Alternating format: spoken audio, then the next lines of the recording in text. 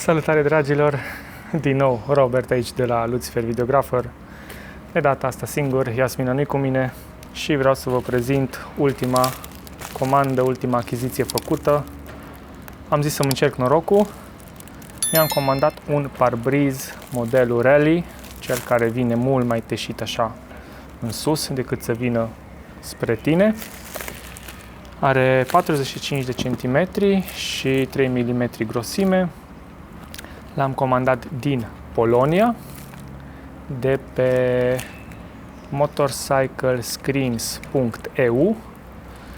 A costat 80 de euro plus TVA și transport, 112 euro am plătit în avans cu cardul. Mi-a venit cu fan curier în aproximativ 2 săptămâni. Și vreau să îl montez acum, după care să fac niște teste să vedem cum se simte la vânt. Cum am ajuns la concluzia asta că vreau un parbriz modelul ăsta Rally? Păi am testat și CF Moto MT800 Explore și Transalpul nou de 750. Ambele au aproximativ stilul ăsta de parbriz, care vine foarte drept în față, nu sunt foarte înalte, nu îți oprează din privire, din vedere. Și am vrut să fie transparent. Ați văzut cum filmez foarte mult de pe cască. Vreau să vă ofer și o vizibilitate cât mai bună asupra acțiunilor. Așa că hai să nu mai vorbesc prea mult. O să montez camera aici și începem să desfacem șuruburile, să vedem, sperăm să potrivească tot ok. O să încep prin a desfolia. Să vedem ce se ascunde aici sub. Să ne aducem aminte și de copilărie. Ai auzi. Nu există plăcere mai mare. Gata și cu satisfacția personală. 111,93 euro. 479 de poloniezi. Și uite ce frumos e. Are aici bucata asta neagră. O să mă scap de folia asta, să o pun aici jos, să nu ia vântul. Și ce vreau să vă arăt. Mă ridic un pic camera, că o să vreau să refac astea, să vorbesc cu Lexus Publicitate din Arad, sper să mă servească și să îmi facă niște stickere din astea. Poate că unii dintre voi știți, poate alții nu. Designul ăsta eu l-am creat undeva prin 2008 sau 2009. Este făcut tot scrisul efectiv din figurinele astea de la Dakar. Bineînțeles, AU este de la Dakar. AU, ăsta e DU, da? Și toate astea îs, uite, R-ul de la Dakar, de la R și A.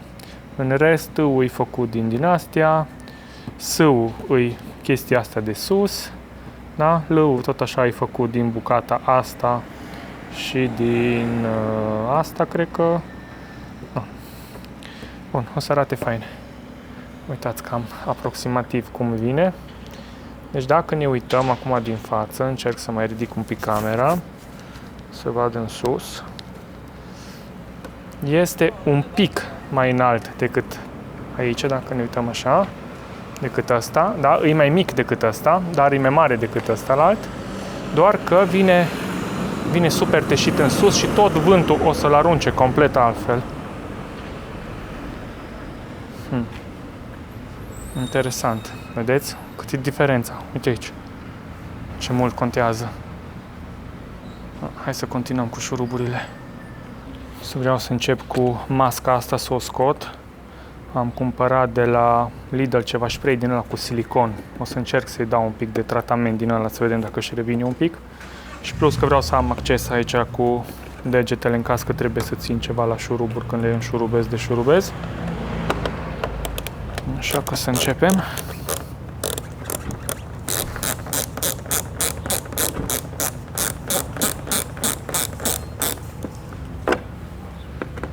Avem 4 bucăți aici, 2 în partea aia din față, 2 aici. Să trecem și pe partea asta la alta. Aceeași procedură, la fel.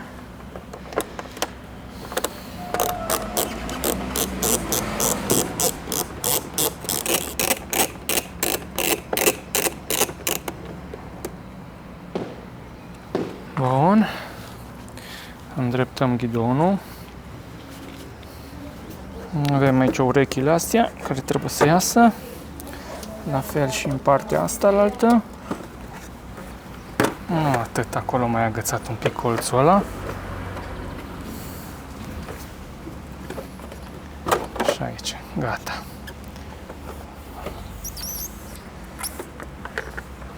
Să-mi vine roata. Aici am cablul ăsta care îmi vine pe brichetă, dar nu mă încurcă, o să-l las aici jos să atârne, că nu mă deranjează cu absolut nimic. Avem bordul și acum avem acces aici în caz de trebuie făcut ceva la șurubelele astea. Hai să le luăm pe rând, încet, bucată cu bucată. Prima oară numai le slăbesc, mai apoi o să pot să deșurubez direct, numai cu bucata asta mică, că vedeți, eu sunt cu improvizații pe aici, că nu am mare lucru de scule. Cred că e suficient cu asta. Și acum deja iasă frumos așa.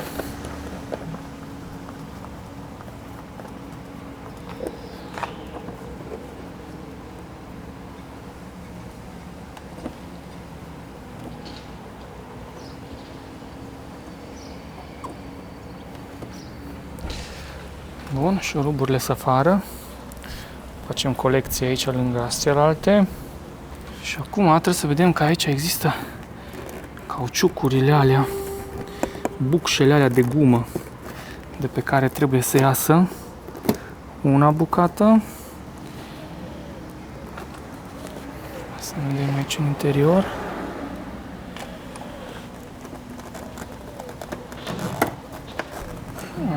Ideea e că fix momentul scoaterii nu l-am filmat, dar am tras de el, i-am dat un pic de WD-40 la astea două de jos care îs trecute pe direct prin el și au ieșit. Acum rămâne de văzut cum o să mai bag eu pe alea alte înapoi aici, le scot și le bag pe alea.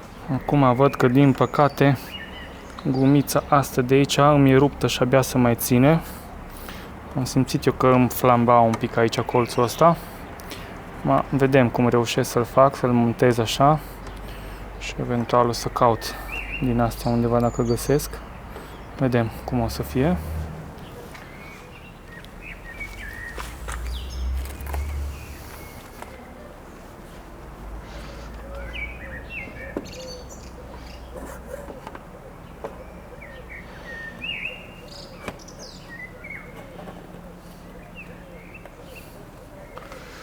Arată rău la prima vedere. Nu știu cum o să trec eu gumițele alea pe acolo, dar o gândim noi imediat.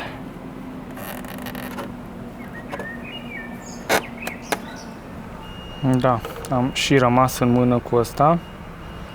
Și ce o să fac? O să caut o șaibă. O să-i pun o șaibă de aici din spate. Acolo și bine o fi. Hai că vedem. Așa, un pic uns. E rău că nu am acces de aici din interior. Dar nu așa o să pot, că n-am cum altfel de aici de afară, mult mai greu. Să mă apăs în el cumva. De aici. Și o să vin cu mâna. Da, încercând să bag aici și ăsta al de jos. Evident că s-a rupt, scoapte gumele. N-am ce să le fac. Așa că o să improvizez, ca de obicei, cum fac eu. Și o să vin din spate cu șaibă, că n-am altă treabă. Deci acolo am gumițele. Am gumițele alea acolo, ca și aici. Și o să țin degetul, o să vin din spate cu șaibă. O să trească să caut, că momentan nu am la îndemână. Și asta este. Mai am bucata asta, pe care tot așa să o încerc să o înfig, dar după cum puteți vedea și aici, uite, se rupe, da? O să-l rup frumos, că e copt, uite ce abia l-ating și se rupe. Acum o să-l înfig aici, stai să-l pun pe ăsta aici ca să nu-l pierd, lângă restul. Și acum frumos vine apăsat ăsta să mă ajungă la gaură și o să îl înghesui aici. Atât. Bun. Îs la locul lor. Iar acum să caut niște șaibe și vin și le dau din spate. Și stă. Și gata de probă. Și ce am găsit eu aici pe post de șaibă? De fapt îmi trebuie 3. Una a rămas intact. Eu am adus 4. Una o să pun unde e accesibil. O chestie din asta. Și acolo jos unde ajung mai greu am găsit chestiile astea. Și mă gândesc că de astea pot să țin și să trec prin el. Mi-e cumva mai ușor să-l plasez. Și acum o să vedem dacă mă ajută sau nu. E prea mică. E prea mică asta. Din păcate. Trebuie mai mare de atât. Iar că au trecut vreo 10 minute de cât nu ne-am mai auzit pe filmare. Și până la urmă nu i-am mai dat șaibi, le-am prins așa direct cu guma aia cum a fost. Și pare să fie perfect.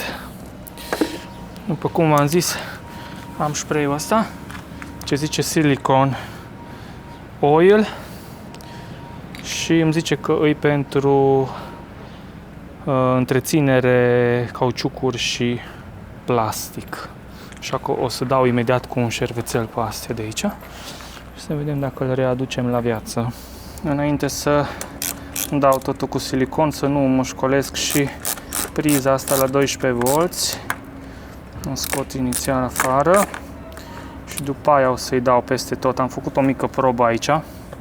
Nu știu cât se vede pe cameră, dar ideea e că îl închide. Îi dau așa o chestie siliconată. Și acum îi dăm din abundență un pic aici. Și frecăm cu șervețelul. Las un pic să stea, nu mă uită că se face și se schimbă culoarea. Și acum încă o tură. Bine, peste tot. Să văd de ce pot eu să țin aici.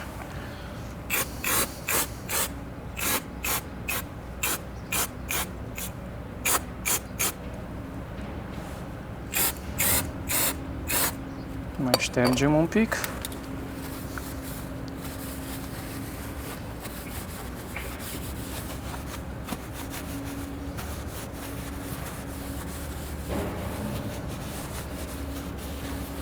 Se schimbă, se întunecă la culoare un pic. Revine la viață parcă. Hai că dau și în partea asta de sus.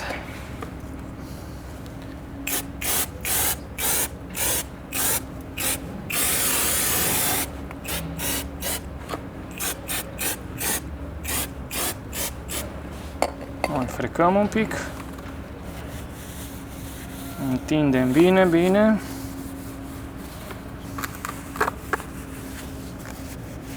În interior, pe rama asta.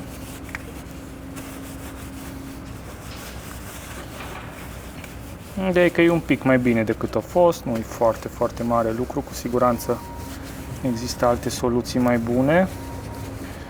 Dar dacă deja tot l-am avut afară în mână și am avut soluția asta, am zis că încerc. Că rău nu-i fac. No, problema e că eu sunt un pic pe grabă, pentru că mi-e o perioadă foarte aglomerată și trebuie să plec la filmări, dar mai am vreo jumătate de oră să montez la loc și să dau, cred că, repede o tură să verific cum bate vântul sau nu bate. Bun, am montat bordul. Arată un pic mai interesant cu siliconul ăsta, încă e puțin așa uns. Și arată parbrizul. Prima impresie arată bine. Sper să fie în regulă și la vânt aici. Dacă totul e ok, atunci o să comand înapoi stickerul ăla meu. Și mă duc repede să-mi iau o geacă pe mine. Și dau o tură aici în cartier să vedem cum se comportă la vânt. Trebuie să mă adun lucrurile de pe aici. Am făcut un pic de mizerie. și ne vedem direct pe drum să vă zic cum se simte la vânt. Bun, hai că primele teste le facem la viteză mai mică pe aici pe străzi. Așa, la prima vedere pare cam mic. Sunt șanse destul de mari să mă fi fentat cu el. No, o să vedem. Avem 50 la oră până aici. Ok. Am viziera deschisă. Uite-l și pe ăsta cum a ieșit de pe stradă. O să vedem, sper să mă pot obișnui cu el. Așa vizual e mult mai fain. Nu mai acoperă vizibilitatea. Eu am văzut barbrizul ăsta acum 2 săptămâni la Cemil Gulași. E un tip transalpist care are modelul exact ca ăsta. Și omul am văzut că îl folosea la 120-130 la oră. L-am întrebat cum se comportă, au zis că el e mulțumit. Am zis hai că fac o probă. Având în vedere că oricum eu nu circul mai mult de 90 la oră, nu cred că ar trebui să fie probleme. Hai că acum ieșim și în principală. Aici o să închid și viziera imediat.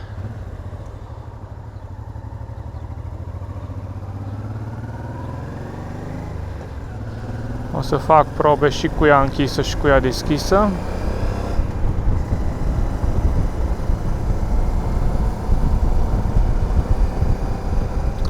Oricum, în cea mai mare perioadă a timpului, clar, mergem pe căldură, mergem vara. Ne bucurăm să primim un pic de aer. Hai să vedem, 70 la oră. Nu știu cum auziți voi, dar eu o să închid viziera. Și acum o să mergem un pic cu 80. Îi dăm a 5-a. 90 la oră avem.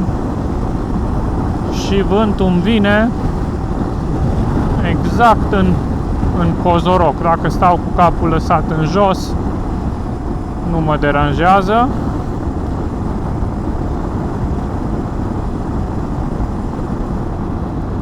O să fac aici dreapta pe centură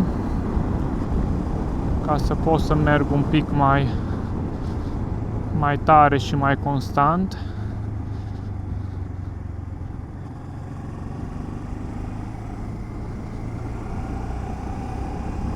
Bun, 70, a 3-a, 4-a, 85, a 5-a, 90. Cam asta e viteza noastră de croazieră.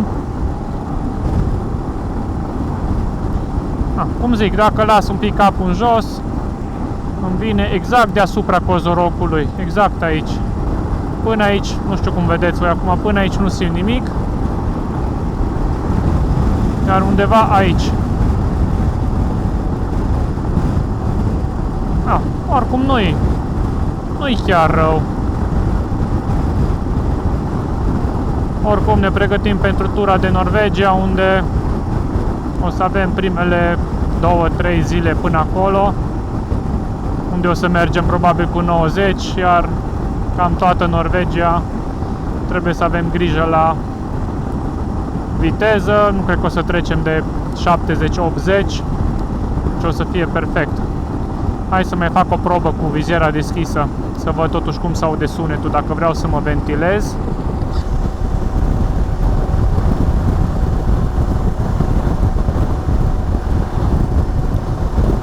La 90 la oră îl simt un pic. Mai mult mi-e frică, sincer, de o gâză ceva să nu-mi iau în freză.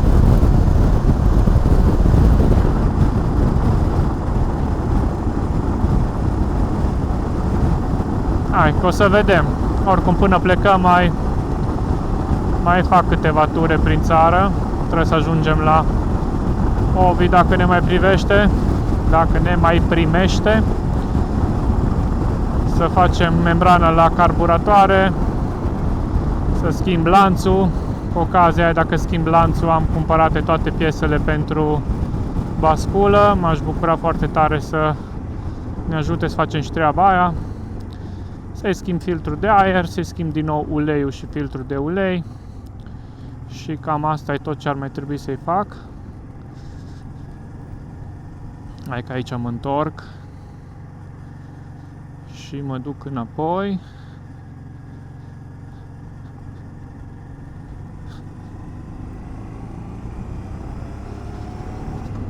Da.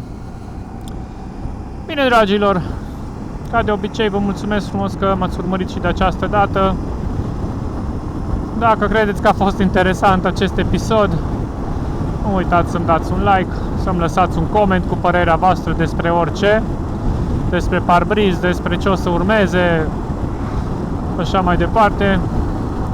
Dacă v-a plăcut atât de tare încât să-i dați și un share acestui video, vă mulțumesc și mai mult.